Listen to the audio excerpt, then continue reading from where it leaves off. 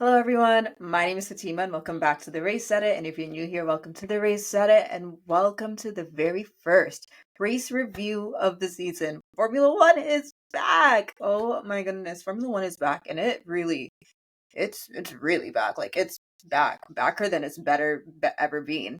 That's how back it is. My goodness, what a race Australia was. I think we're going to have a really good season this year. I'm putting all of my positive energy out there. I've said this many times, but I am choosing peace this season. I refuse to be stressed by this sport this season. I'm choosing peace, I'm choosing positivity, and I'm also choosing to stay as delusional as I can for as long as I can. Now, let's just jump right into my race review because a lot happened this race, and there was one point where I was like, maybe there's not a lot happening this race because the McLarens were so clear off of everyone else. I was just like, could I go to bed? Good thing I didn't. Good thing I didn't, because then just like that, everything picked right up, and I was like, oh, we are in for a season. So how I want to do this is I think I'm just going to go through the constructors. So we're just going to start with the bottom and work our way up pretty much. So let's start with Haas. Now, Haas actually they had a pretty bad season opener, which is interesting because I find that Haas, and correct me if I'm wrong, but I do find that Haas in previous years they do start off strong and then they fall off. But this year it's kind of the reverse. They're starting off not so good, and hopefully they'll work their way back up because I like the Haas team and I like the Haas drivers and I really want them to succeed this year. I am rooting for Haas to succeed this year. I am. So I am very curious to see how this is going to play off for Haas. Now we had Oliver Behrman finishing. Let me just grab my handy dandy notes. We had Oliver Behrman actually finishing 14th. This is good. Why is this good? Because he crashed out in FP1, didn't practice in FP2, and then went to FP3, crashed again. So he had like no running time at all, and then qualified. Did he even qualify? Anyway, he was dead last. After all the DNFs we had this race, Oliver Behrman was not one of them. That is great news. I think he really was just like, I'm going to hold my own. I'm not going to crash this car anymore. I think he just needed a clean, steady race. Was it the best race for Ollie? No. Is he a rookie? Yes. Have we seen Ollie race before, though, last year when he stepped in a bajillion times? Yes, we know what he can do. This just was not his debut, and it was painful to see him crash twice in one weekend. But I do think we're on the up and up for Ollie. Esteban Ocon, I mean, he finished 13th, so Haas finished 13, 14. Again, ST had a pretty mundane race. He held it together. He didn't crash, so that's really good. And I'm bringing that up for a specific reason, which I'll come back to soon. But I do think that for Haas overall, I am curious to see if this is just going to be like an Alpine of last year where they're just nowhere, or even a Kicksauber of last year where they were just nowhere, or if they're going to build it up like how Alpine did towards the end of the season last year, which I do hope is the case for Haas because they're not going to be the only American team come next year. So it's going to be very interesting. Now we're going to move on to Racing Bulls. Oh, Racing Bulls. So I feel like I think that the Racing Bulls are actually strong this year. I think they're going to be a very competitive midfield team, and I do think they have a good driver pairing as well. Isaac Hadjar just had the worst luck crashing on the formation lap. It's happened before. We've seen it happen to Lance Stroll last year. Was it Brazil last year for Stroll? I can't remember. Anyway, Stroll, when he beached it, was actually insane. But Hadjar, that really hurt because we know the skills he has. If you see him in Monaco, the way he drove in the feeder series, when he narrowly missed out on crashing because his reflexes are just that good. We know Isaac Hadjar has it, and he had such a good qualifying as well. So it was just a shame. It was just a shame for that to happen and to see him cry and the camera to follow him as he was crying. Like, let's not do that, please.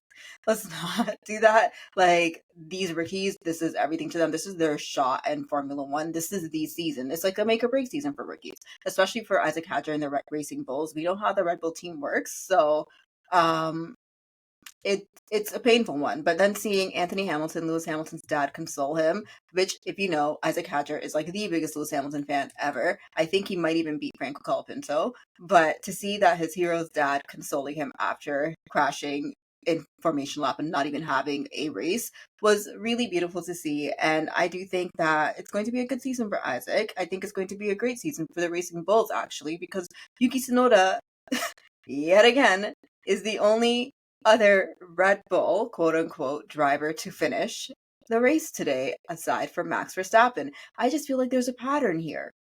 Yuki Tsunoda has what it takes. Yuki Tsunoda has what it takes. He doesn't need to prove himself to anyone else. He knows he's good, and we know he's good. And I think that this is going to be a very interesting season for Tsunoda. Specifically, he at one point, I think at one point he was 6th, and then at one point he was, I want to say, either 2nd or 3rd. This was right when it started to rain and everyone was going left, right, and center, and then he had to pit, obviously, because his tires were slicks, and he went right back down, but finishing 12th. Would love to see Tsunoda in the points. I think we will see Tsunoda in the points some more this season, but strong start for Yuki Tsunoda. Strong start for the Racing Bulls, even though Isaac Hadjar did crash. Seriously. And then we have Pierre Gasly and the Alpines. So Pierre Gasly finished the race 11th. And then Jack Doohan, do we know what's going on with Jack Doohan and his contract? Because I know there's lots of rumors, but I just think that those are also rumors. I hope. I'm trying, like I said, I'm choosing peace this season. I'm trying to stay positive. But Jack Doohan, home race, he also DNF'd. He's one of the many rookies who DNF'd this race.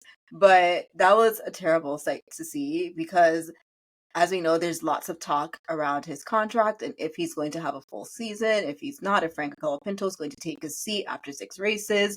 Nobody knows. I feel like Alpine is ruthless as Red Bull is ruthless, but Alpine just does it in a different way. You know, like Red Bull, it's blatant and it's in your face. Alpine, it's all just like sneaky behind the doors, which I don't know which one's worse. I don't even think there is worse. Like, both is ruthless, right? But it sucks because this should be Jack Doohan's exciting. This should be the most exciting time of Jack Doohan's life. He has worked hard to get this seat. We have seen him work hard to get this seat. He gets the seat, and now there's rumors that he might not have a full season, even though he stands firm on saying that he's the one with the contract. He does have the full season.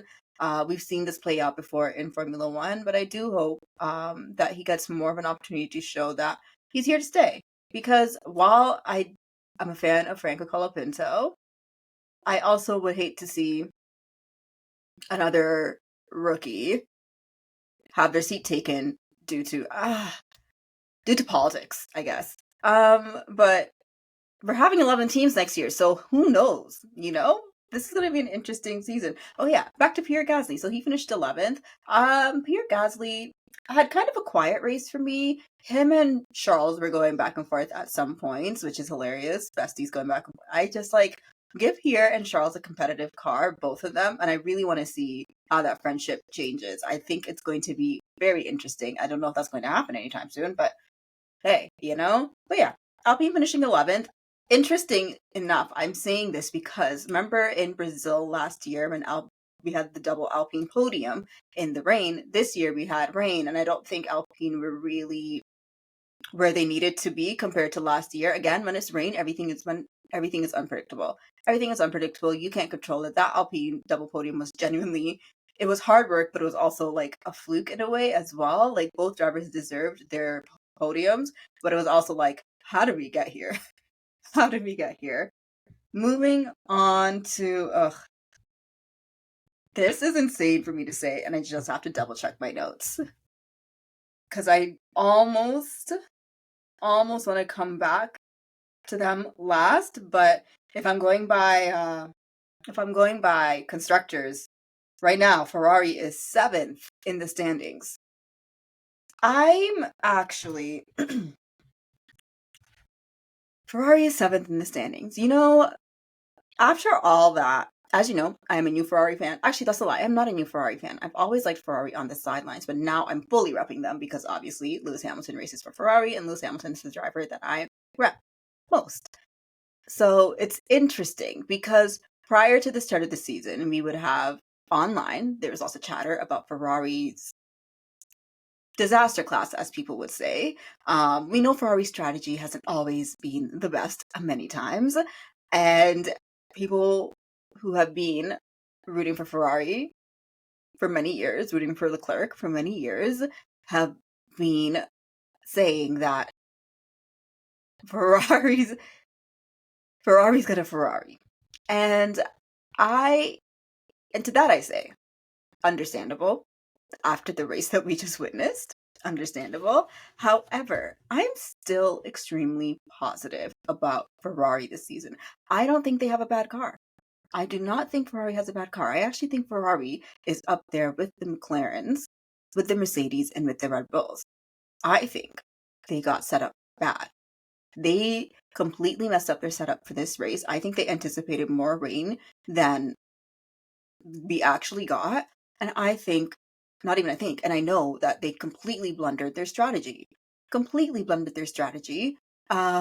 there was absolutely no reason for Ferrari to stay out on the slicks when the rain was coming. I know they were trying to take a gamble to see how long they could stay out with the rain because it was literally the shortest stint of rain, but that short stint of rain changed the trajectory of the race. It really did. And if they saw Verstappen, who was slipping and sliding on what lap did Verstappen go in? On lap 45, who was slipping and sliding. What makes them think that they are also going to take that gamble? Lewis told them, Ricky, if I'm correct, it's slippery out here. And they were like, it's cool, stay out.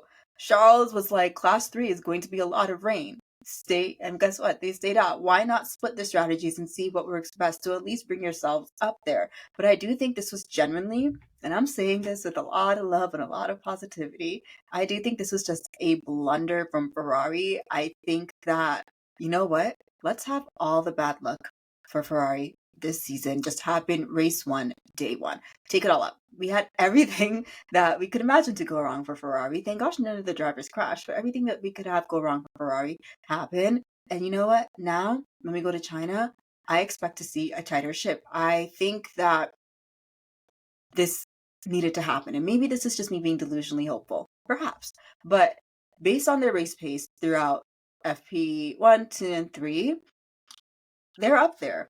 They have a good car. They just got it extremely wrong. And I would rather them get it extremely wrong on race 1 than them get it extremely wrong later on and continuously get it extremely wrong. It will suck if it does come down to the wire and this is the race that affects a Ferrari WCC or a Ferrari WDC, like how McLaren blundered Lando's WDC. I mean, it's not just all on McLaren last year. It was both. It was both. But yeah, Ferrari, all I have to say is let's just do better, please. This is not the time to mess around. We have a championship to win. 2 actually while we're at it. We have 2 to win. So let's tighten the ship a little bit, please, and thank you.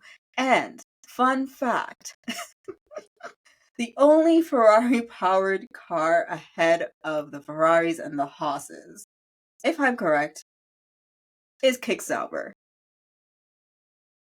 You know what?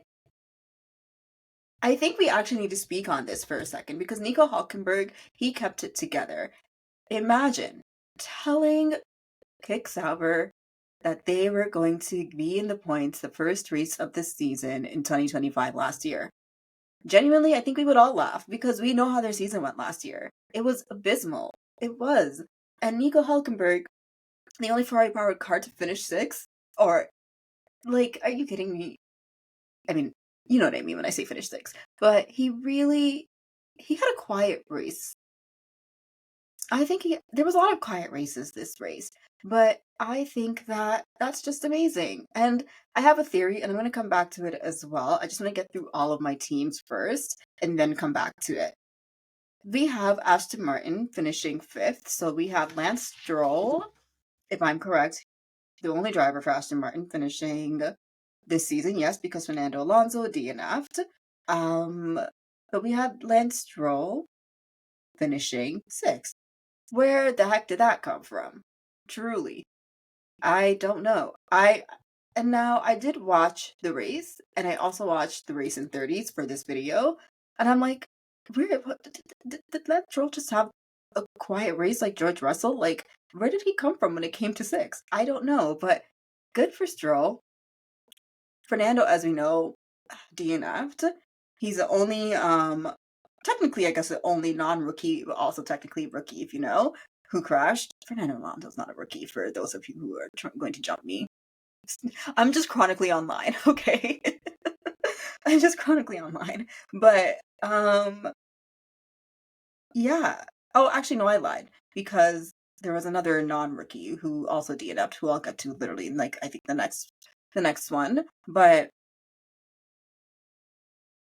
I don't know anything about that Aston Martin car. From testing to practice to even yesterday's race, I don't know anything about that Aston Martin car. And not just because like I'm neglecting to pay attention to them. I just don't know where they are right now.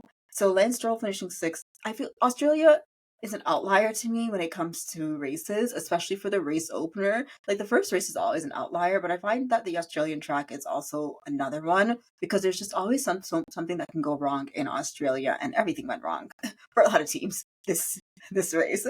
So I'm gonna have to come back to Aston Martin in China and see where I really think they are. And then we have Williams. Wouldn't you know? Williams finishing in the constructors right now. They're standing. They're fourth. Williams is fourth. Now, I'm gonna keep it quiet because I have a theory about the Mercedes powered cars. Not even a theory. It's not even a theory. I'm being so dramatic.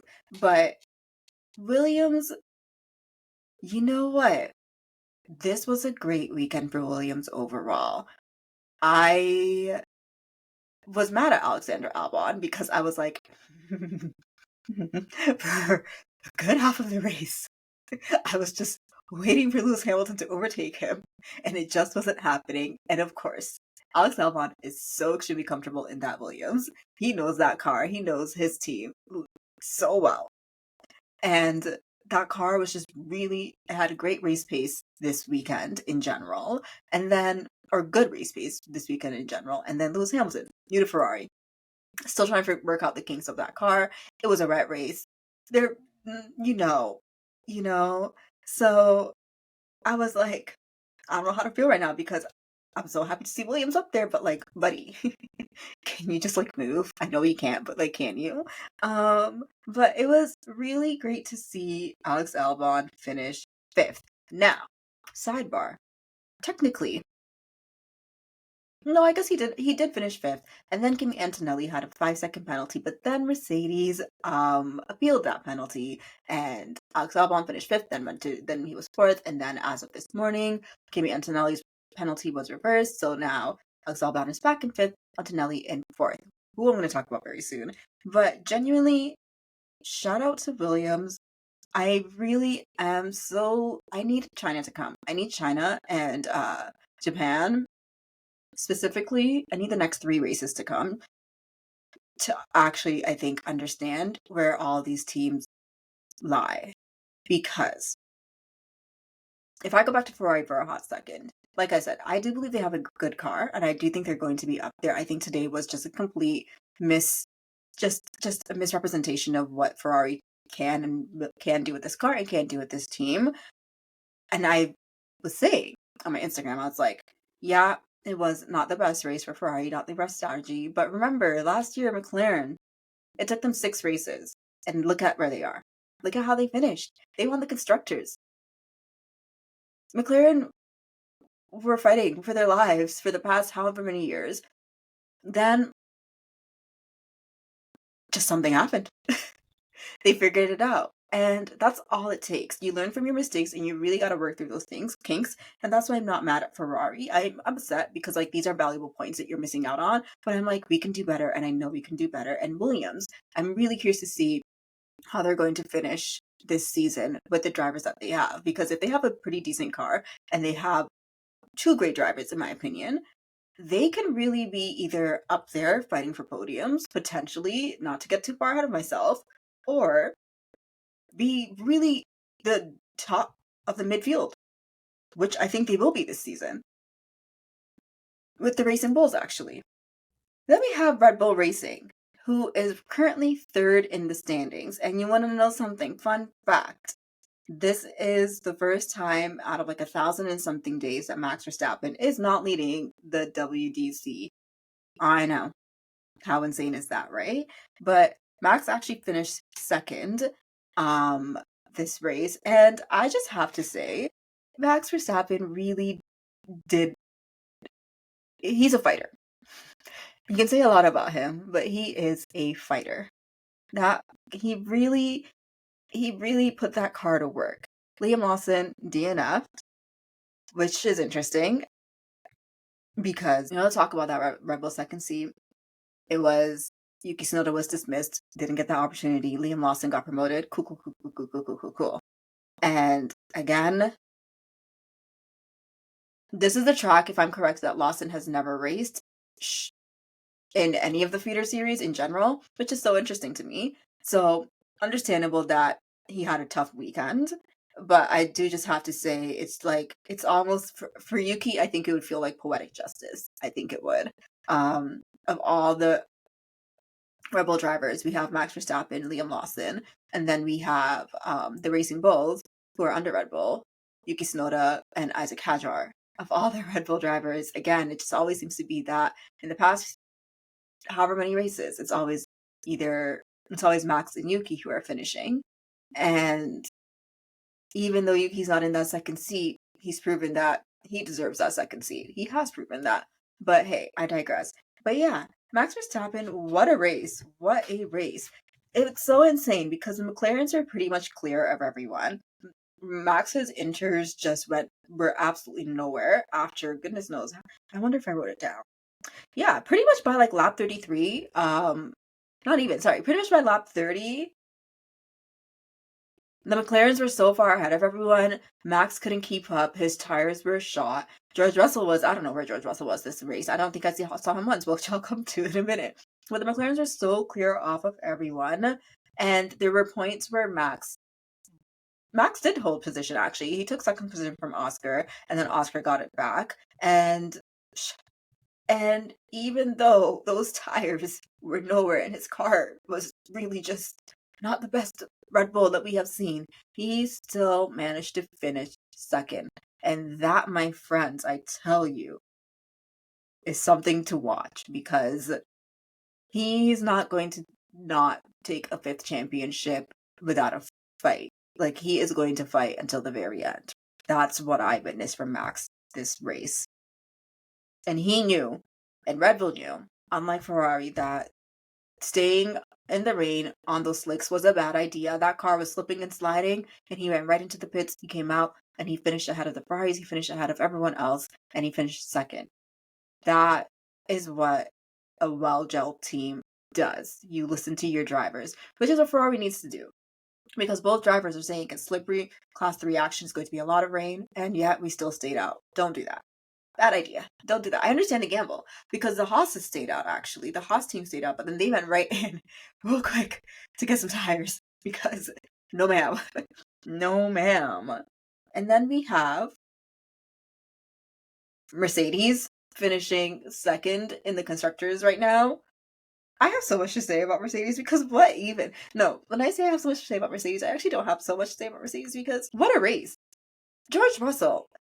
I need to study his luck because this always happens to George Russell. He will be so far off, no problems, no nothing, and then yet he still finds his way on a podium. How does this happen? He's just slow. George is the definition of slow and steady wins the race, and it's so frustrating because.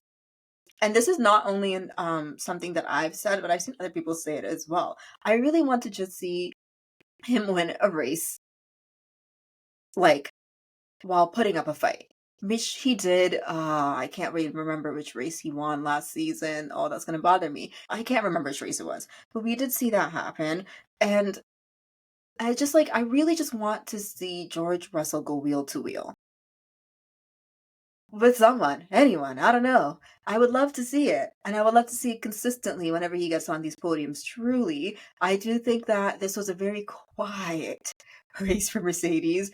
Kimi Antonelli, though, actually, from my rewatch and from my watch, he's probably one of the only drivers who actually had any overtakes this race. Like he, what a debut for that kid. Are you joking? Your first race of your Formula One career and you finish four? Four? Yeah, absolutely. This is what I like to see. This is what I'm talking about. This is what I'm talking about. And now, if that car is competitive, I'm not going to lie, George. It's gonna be a tough one for him because Kimi, we see him take risks and we see him take gambles. He's not afraid, and he's really good in the wet weather as well. So it's going to be very interesting for Mercedes. It might be kind of like Alonso and Hamilton circa 2007. It might be where Alonso was the world champion and Lewis Hamilton was a rookie. In this instance, George Russell is the team leader and Kimi Antonelli is a rookie. But we know that Kimi Antonelli is pretty much, I don't want to jinx him, but we know what he can do. So I'm very curious to see how Mercedes plays this one out because they took a risk on bringing in Antonelli. And I don't think that they're just going to let him not fight. They are the ones who took the gamble on him and they want to see him win, you know? So Mercedes, I'm so excited to see what you got cooking this season with those two. I'm not gonna lie. Now, let's go on to McLaren for a bit before I talk about the Mercedes powered cars.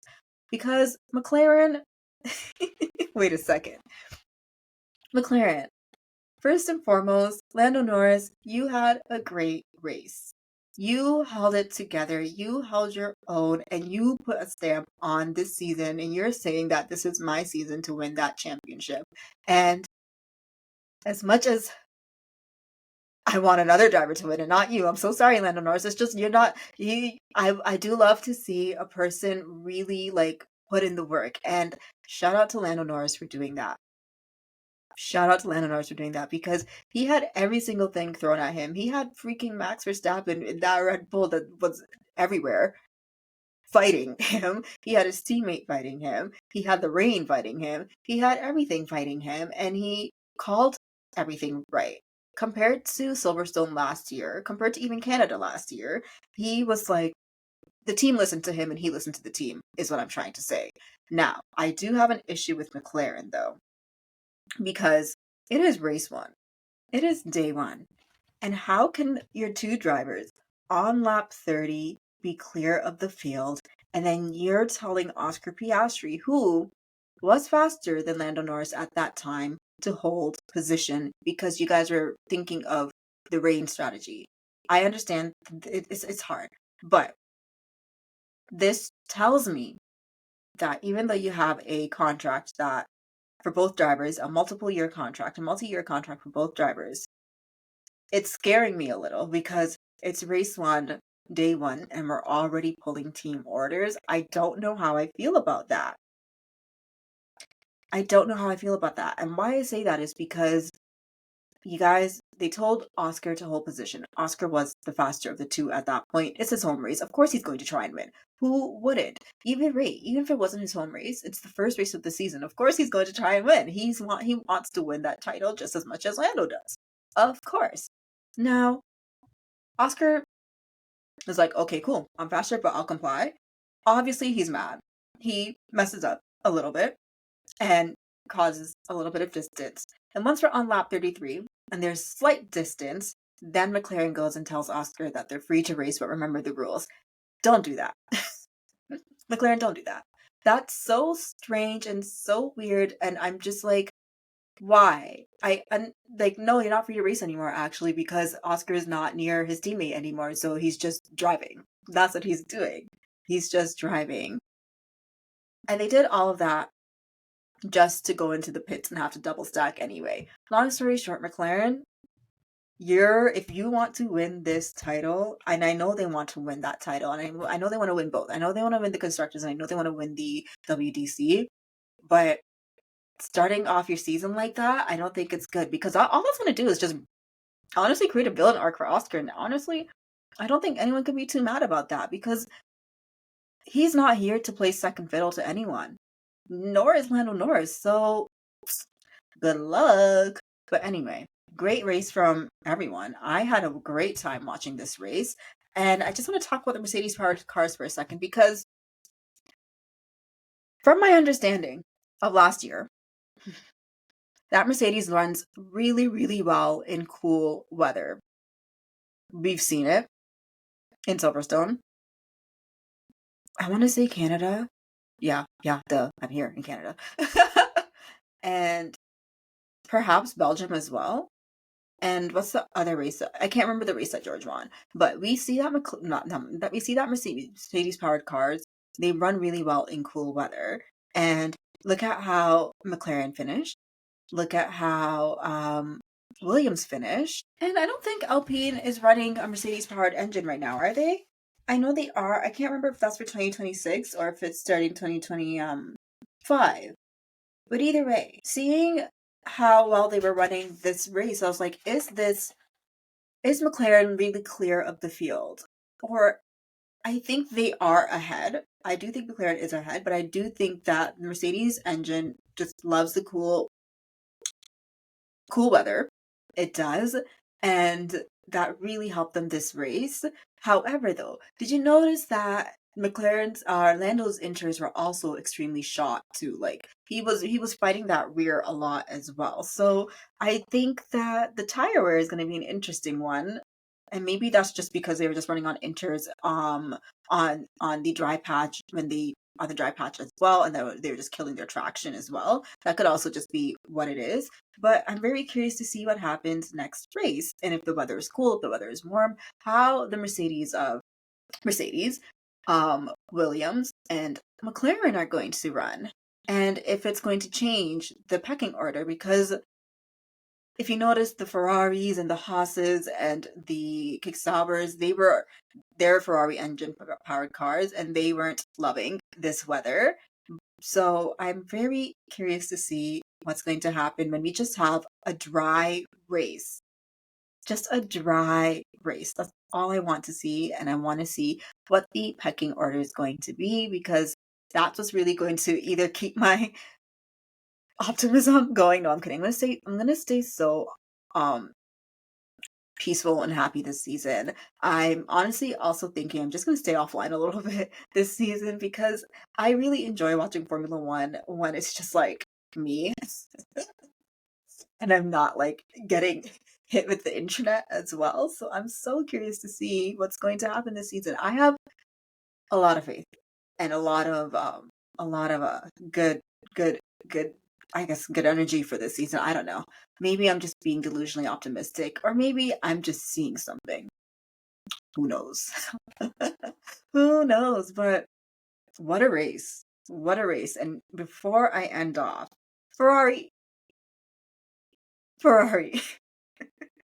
please, I'm begging you, your radios.